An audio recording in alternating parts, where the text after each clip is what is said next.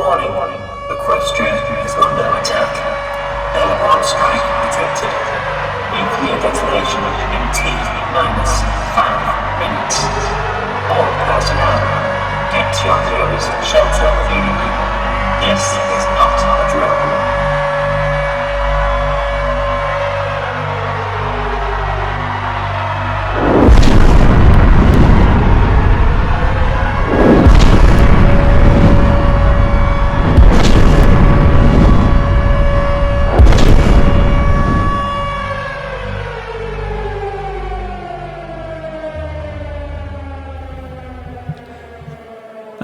I'm finding it hard to breathe in this radiation suit. Each and every breath pumping through my lungs. A struggle with a burning sensation that gradually became increasingly hotter and more intense than the last. The bubble visor surrounding my head fogs up and disappears in pulses to each corresponding forced intake of recycled oxygen. The suit, constructed of skin-tight blue protective rubber and padding, was fused to my body, with the heat surrounding me and shrouding the room in its well of hell. Ponies, like me, and dressed in a suit to match, were all littered across the floor around me. Mares, stallions and foals were included in the mix, their faces sunken and drowned of any signs of life. Not even a remote ounce of breath in any of their shells. That's all they were now. Shells. They were dead. So am I. Death came for them and claimed them. And I know it's only a matter of time before I topple over to join them. The IHS, Integrated Health System, built into my suit, displaying holographic images of my vitals in its dome of my helmet, hooked into my central nervous system, flashed and beeped red on all levels. Below my left sapphire eye, a health bar was displayed, projected in a corresponding colour scheme to my suit. It was just about drained of all bars, with only 10 remaining. An automated, disembodied female voice repeatedly alerted my ears from the innards of my suit's system. Warning. Warning. Low oxygen levels detected. Minor and major fractures detected. Flesh wounds detected. Lethal levels of radiation detected. I knew I would drop. Slowly, but surely. As I hobbled along, the shaking ground below me was beginning to subside, benefiting my balance, although the fracture in my rear left hoof wasn't aiding me in any helpful form. I had the steel bar to thank for that, as it came crashing directly into my leg, like an iron baseball bat, the pain burning ever so slightly through the horrendous crunch of my bones. I can feel the fragments grind with each and every slow, painstaking step. The ceiling of the building was crumbling, working its way to becoming nothing more than a lost piece of the accomplishments of the equine race. I could still hear them outside. The ponies of all races that made this country and nation function, all howling like animals and fighting for survival in the midst of the apocalypse. Luna and Celestia only know what's happening up top, if they are still on the side of the living, that is. I suppose it wouldn't really matter now. At this rate, hope is merely a forgotten concept of life. It's gone forever. I hacked and coughed, entering a fit of choked gasps and shaky breaths as my legs crumpled beneath me and sent me to the floor, head first. The stone grey tile flooring smacked hard against my dome. The entire right side of the helmet earning itself an extending crack that protruded all the way from the top of my white-coated ear down to my jawline. Not only that, but my vitals are now flashing a deeper red, resembling blood-red neon. Warning. Suit occupant in immediate need of medical attention.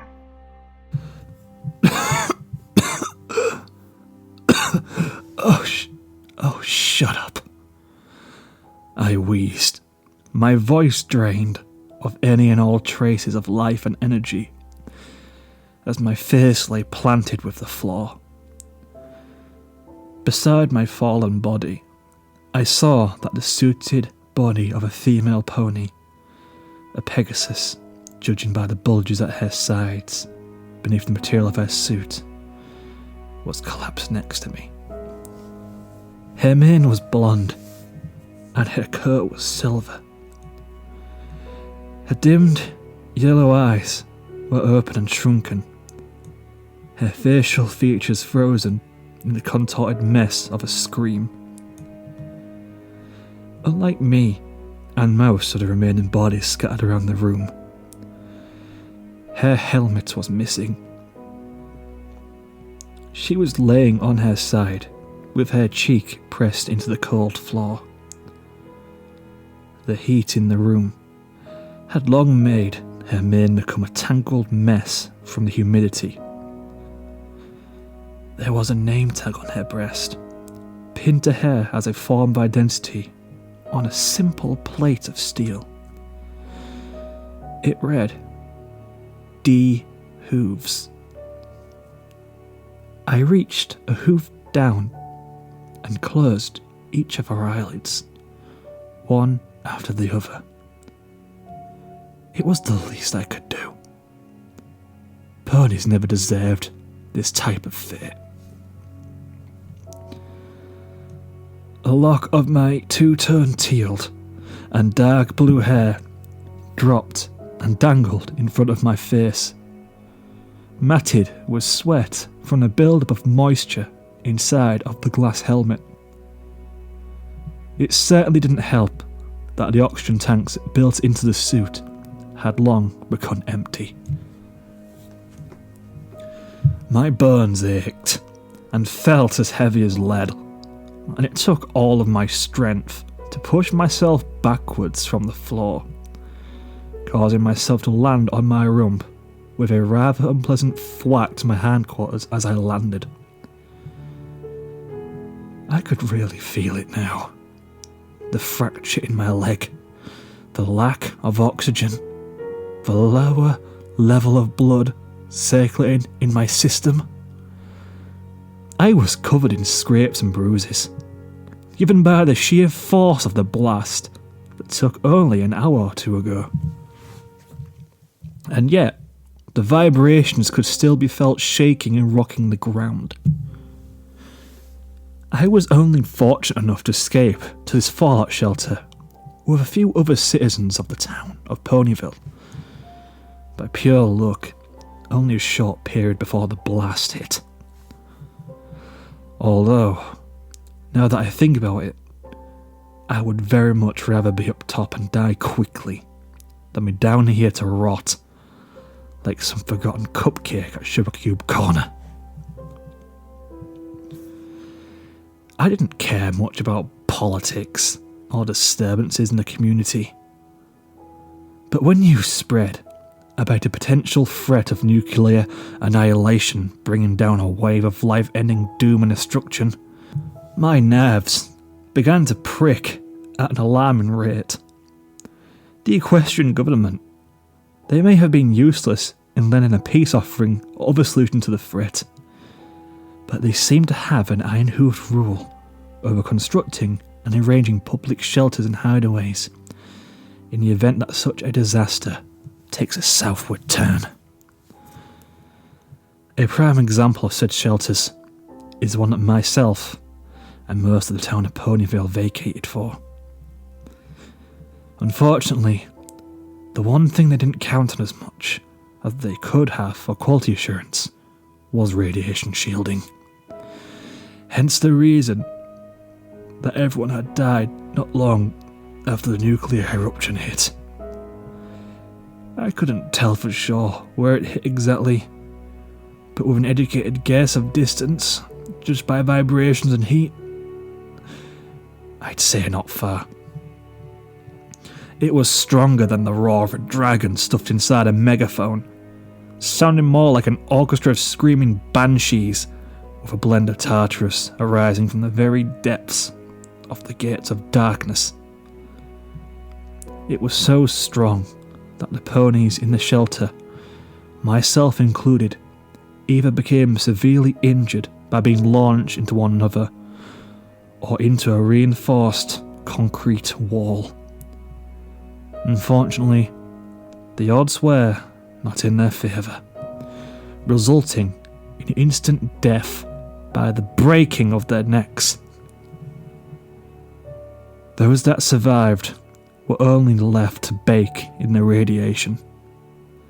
First, the children died, followed by the adults. I seem to be the only one alive. It was pretty much a basement that was converted with military-style security and quote-unquote comfort in the case of an event such as global nuclear devastation, which was rather predictable, ironically enough, and especially so given the state of how Equestria was doomed from the very start of this whole blurry chapter of history. There is no government now, just more death, followed up by even more death.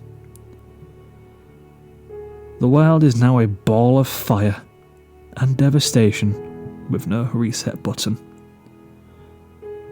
My suited up hooves clasped against my helmet on both sides of the glass. I gave a swift twist and pull, a release of pressure and a hiss of recalibration adjusting my suit to the outside environment.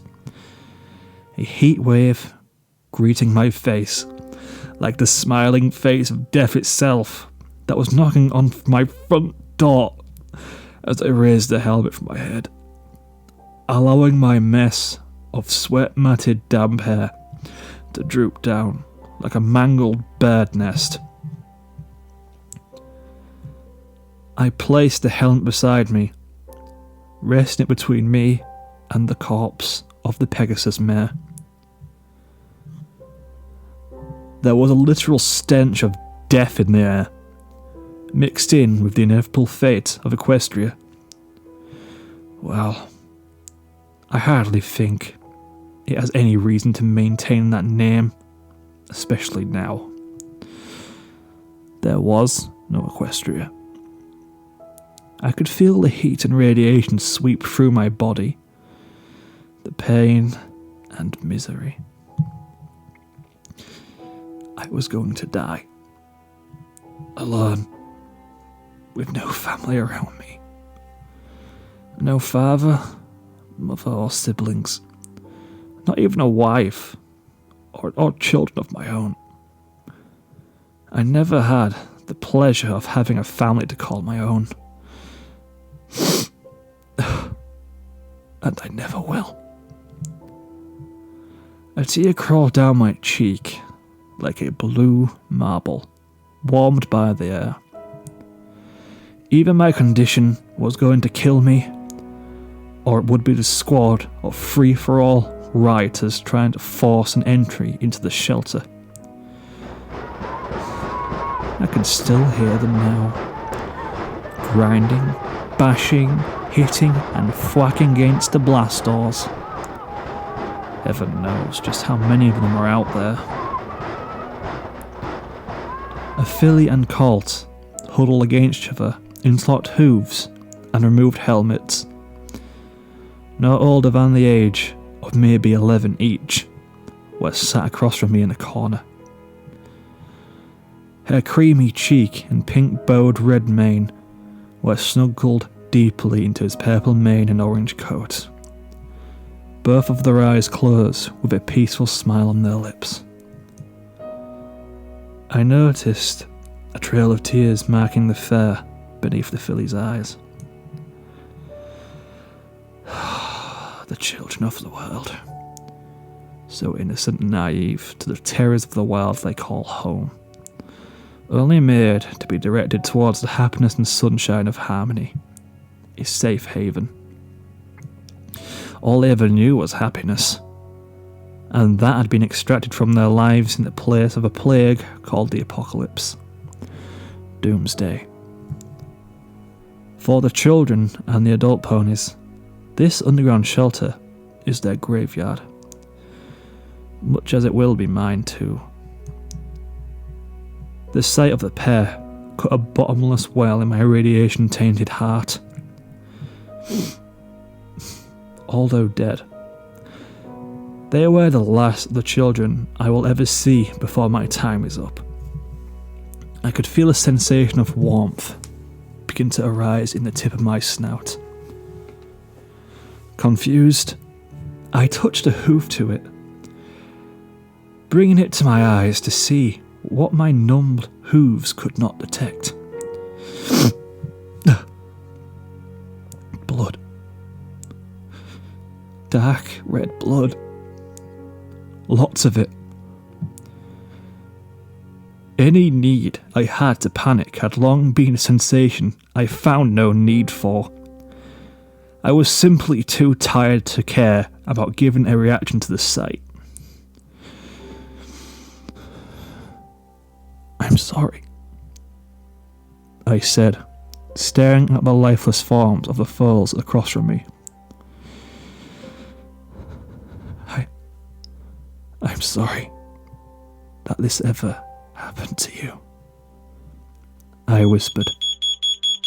Warning. Warning. Shutdown of IHS imminent. User loss of bodily functions and life support systems imminent. Oxygen depleted. Fatal radiation poisoning detected. My internal health system warned, on its own path of death. I couldn't be bothered to acknowledge it. I glanced around one last time, skipping over the faces of the many deceased, ponies of both adolescent and adult status. The ones that I will soon join in the cold grips of the sleep of death. Blood splattered out of my mouth with a haggard cough, my throat raw and dry from dehydration. The floor beneath me became painted with the substance, dark against the stone. My head was light and swimming with fatigue and bodily exhaustion. My muscles squeezed bone dry of any and all ounces of strength I once had in my bodily fibres. Black spots began to invade my vision, popping in and out of the side of my vision and working its way inwards to cover my eyes, as if a night sky canvas was being knitted over my pupils. A sensation of being rocked overtook my body, and I had no perception over whether I was actually falling or not.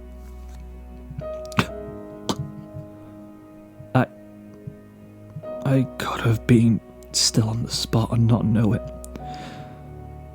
Or I could be collapsing to one side, where I would eventually cease to live. Either way, There was no denying that it was over for me. All that I knew was that the blackness that had taken the vision of the others had claimed my vision too.